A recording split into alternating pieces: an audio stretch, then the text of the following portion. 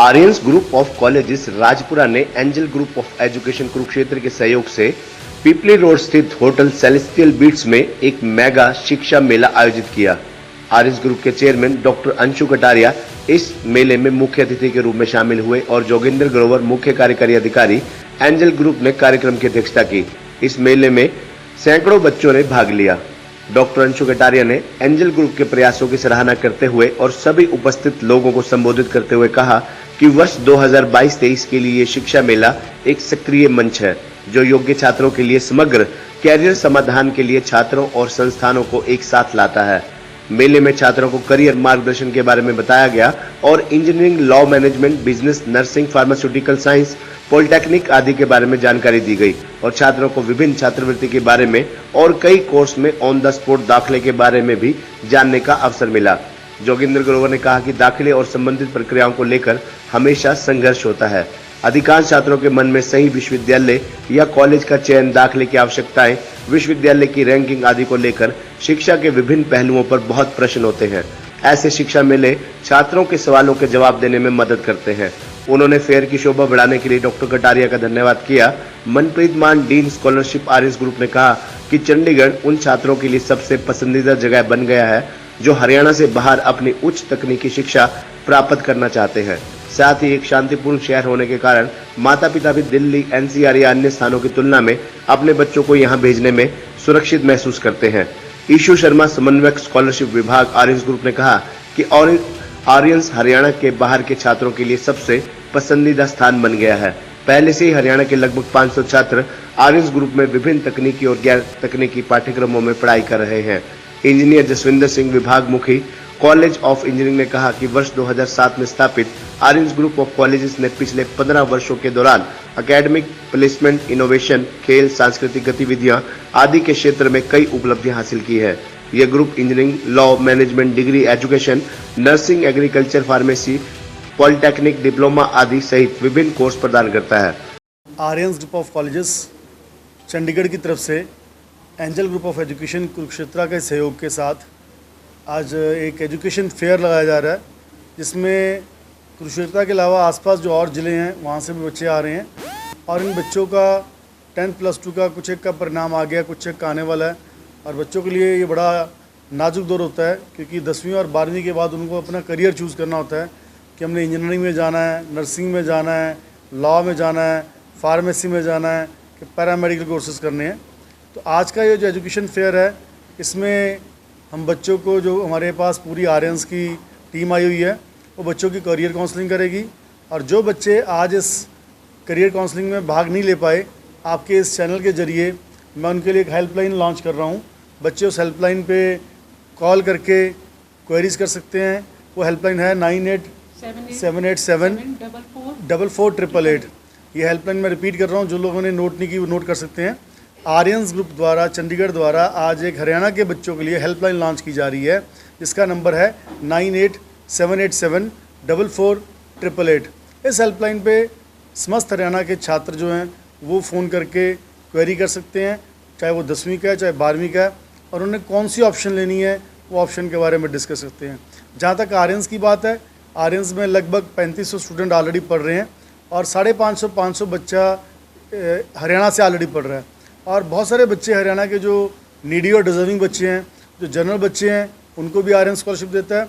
और जो बच्चे एससी बच्चे हैं, उनको केंद्र सरकार की और राज्य सरकार के सहयोग से जो स्कीम चलती है पोस्ट मैट्रिक स्कॉलरशिप, उसके तहत दाखिला मिलता है, जिसमें बच्चे को सिर्फ एग्जामिनेशन फ़ीस देनी होती है।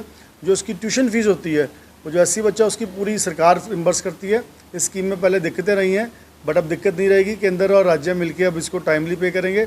मैं तीसरी बार ये हेल्पलाइन इसलिए दोहराना चाहता हूँ क्योंकि आपके ज़रिए बहुत सारे बच्चों को जो इसका बेनिफिट मिल सकता है।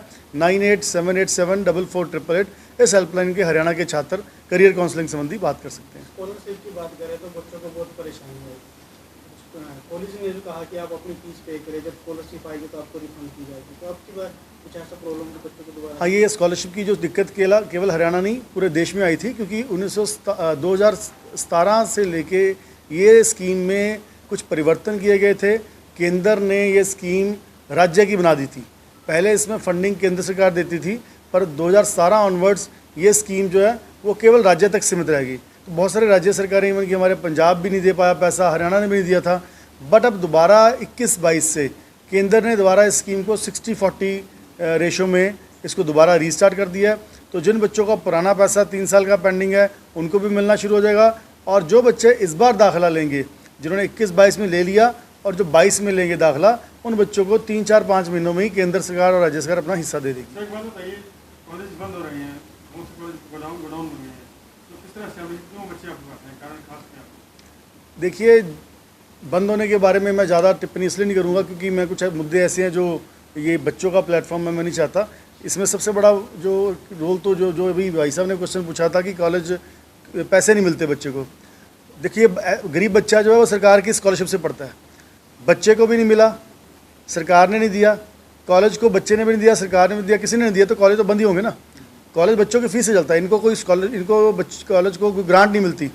जो एडेड कॉलेज हैं वो अलग हैं, पर जो सेल्फ फाइनेंस कॉलेज हैं उनको सरकार की ग्रांट नहीं मिलती, उनको बच्चों की फ़ीस ही मिलती है। तो बच्चों की जो फीस अगर ना मिले तो कॉलेज बंद होंगे।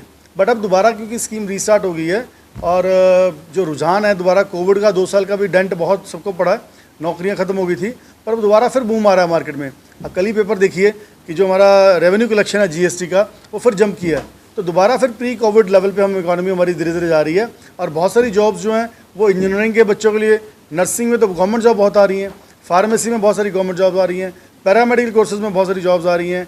इसके अलावा जो लॉ है वो कोर्स भी बहुत चल रहा है। तो बच्चे जो हरियाणा के हैं उनका क्रेज़ भी, जिसके पास जो बच्चा अफोर्ड कर सकता है, वो चंडीगढ़ की तरफ भाग रहा है। दिल्ली एनसीआर की बजाय चंडीगढ़ इसलिए प्रेफर किया जाता है क्योंकि हरियाणा के बच्चे को चंडीगढ़ पहुंचना आसान है।